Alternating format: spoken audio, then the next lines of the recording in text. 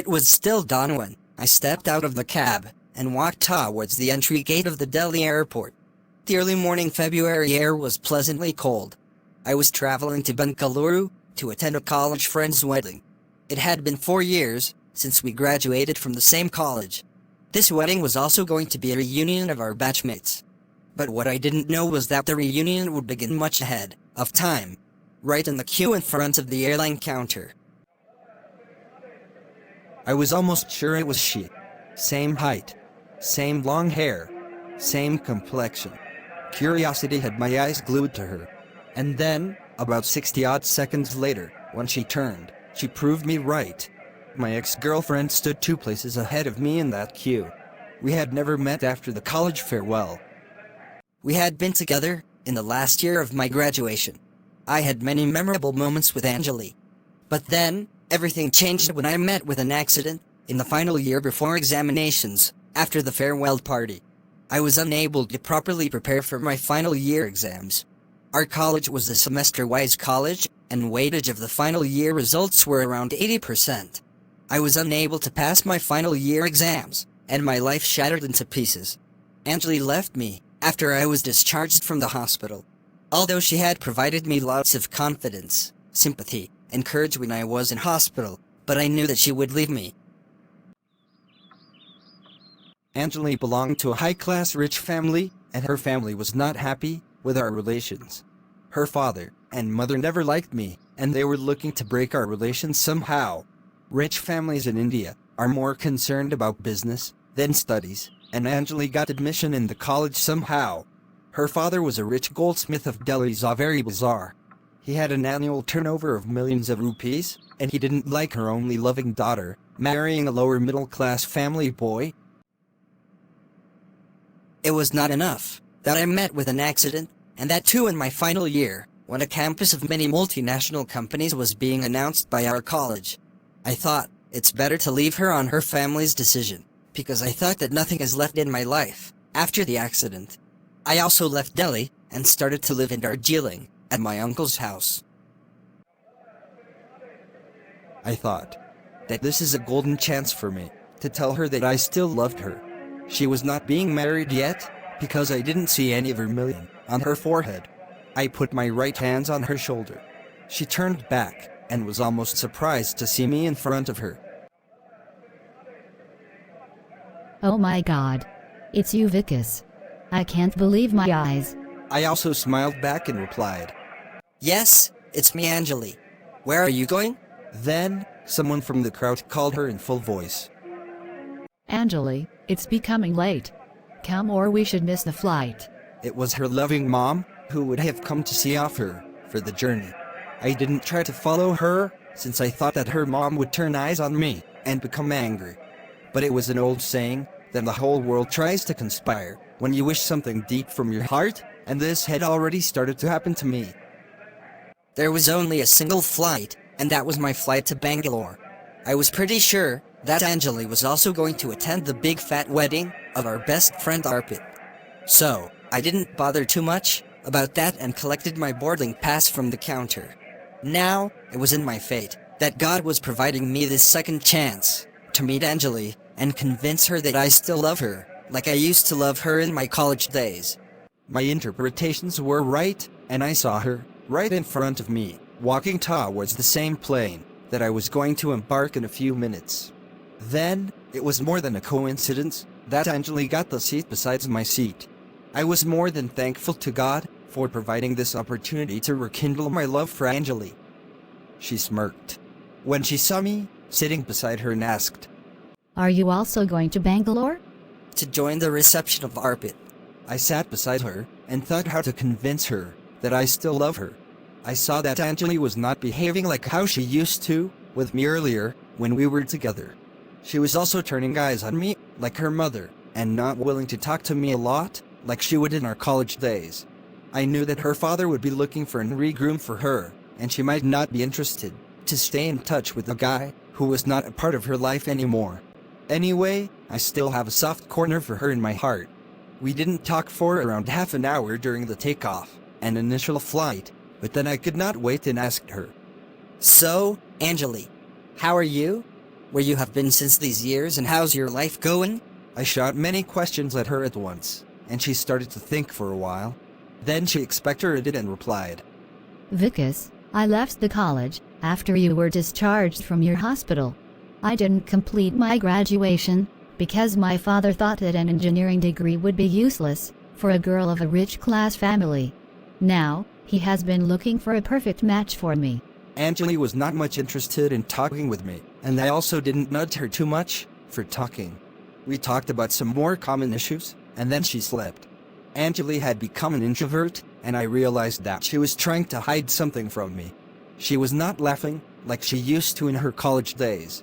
The only thing that I liked in my journey with her was her sleeping while putting her head on my shoulder. I didn't try to wake her and didn't try to move the shoulders of her head. Then, our destination came and we came out of the flight. Anjali had a childhood friend called Nichu at Bangalore. In fact, Nichu was joining the bandwagon of Arpit's marriage from the bride's side. So, she went to Nichu's home to stay. The marriage was on the day after tomorrow, and the procession was to come to the groom's house tomorrow. Arpit asked me to stay at his home, but I didn't find him at the Bangalore airport. I called his mobile and waited for his reply.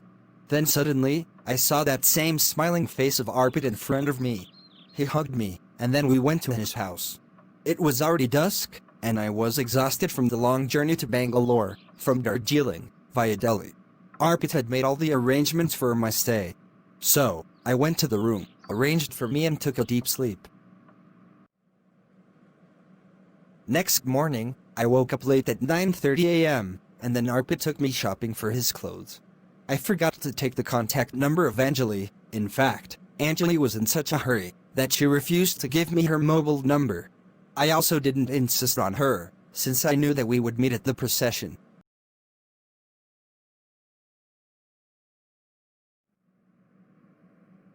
So, finally the time came, and we entered the groom's house. The house was decorated with chandeliers and halogens. Arpit belonged to a well-to-do family, and the family of groom had left no stone unturned to show their wealth and prestige. I danced to the rhythms of some of the famous Bollywood songs with some of my college batchmates, but I kept some energy and didn't drink too much, since my main motivation behind attending that marriage had changed. The Barat entered the house with the mesmerizing sounds of clarinet and lots of applause from the groom's side. I'm here yar ki shadi hai. I'm here yar ki shadi hai. I went inside and started to look for Anjali. After a few minutes, I saw her standing at one side of the food stall. I went towards her and said hello. Anjali also replied with a hello to me. I then asked her the question that had been running in my mind since we left the airport. Anjali, what happened to you? You are behaving like a stranger to me. I know that we are not together anymore, but at least you can behave normally to me. Anjali's face became very pale. She looked like she was to cry, but then she controlled herself and said, Have you had your dinner, Vikas? No, Anjali. You have changed the topic. Please answer me. Anjali looked towards me with great reverence for a while, but then suddenly she grabbed 2 pegs of whiskey from the waiter's tray and gulped them at an instant. I knew that something was going in her life.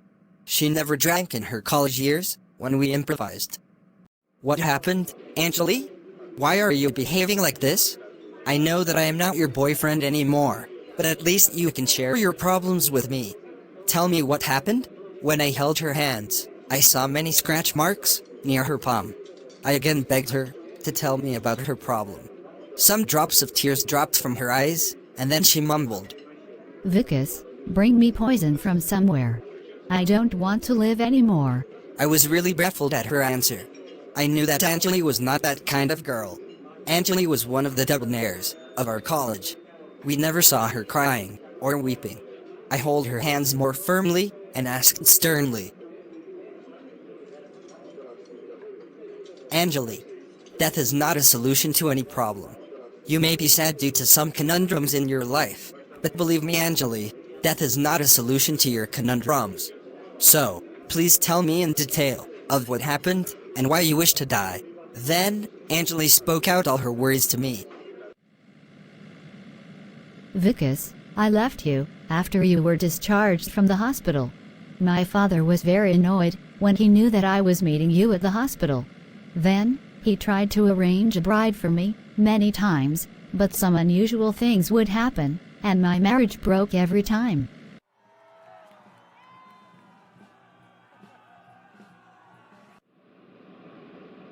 The new boy, whom my father had chosen for me, had died in a plane crash. Then, my father again arranged my engagement with another bride, whose father was my father's childhood friend and a great businessman of Mumbai. But my fate again betrayed me, and the father of my fiancée met heavy losses in his business after the engagement. Then, I became famous as a jinx in my community, and no one is willing to marry me now. I don't want to become a burden on my father anymore.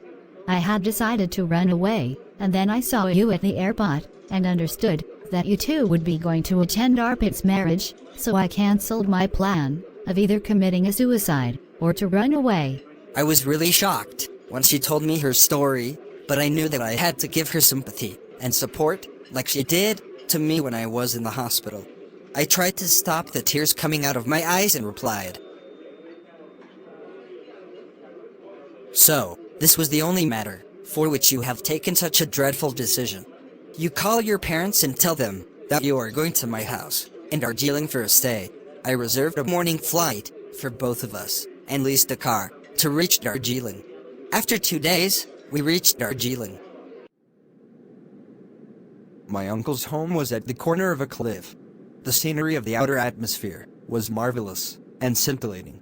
An old man can feel like many years have added in his life after reaching that place. But the only drawback of this place was a suicide point near the house of my uncle.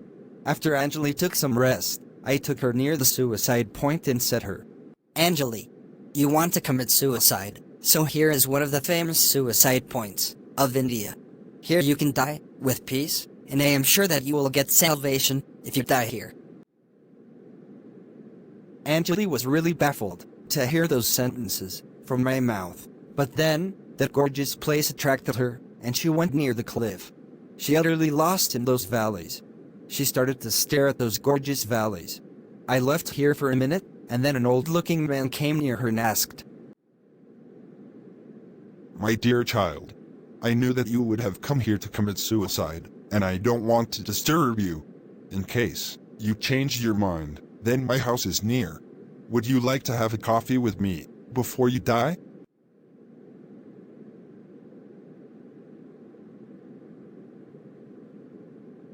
Then, Anjali burst into tears and darted towards me and gave me a well-deserving hug.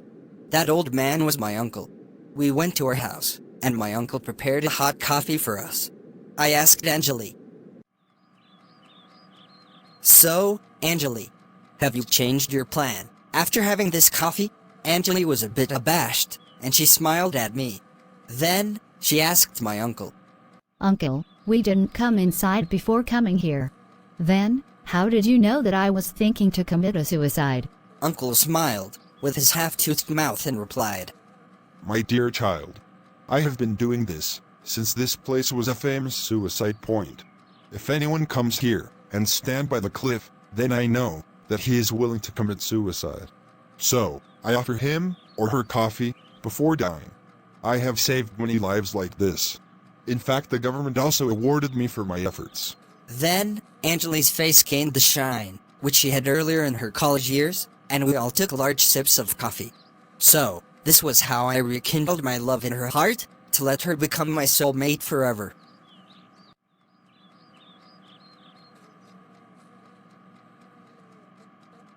So, friends, this was my inspirational story called My Lost and Found Love. If you like this story, then please like, share, and comment. If you want to get updates for more such inspirational story videos, then please subscribe to my channel, and don't forget to click the bell icon, so that you don't miss any future videos.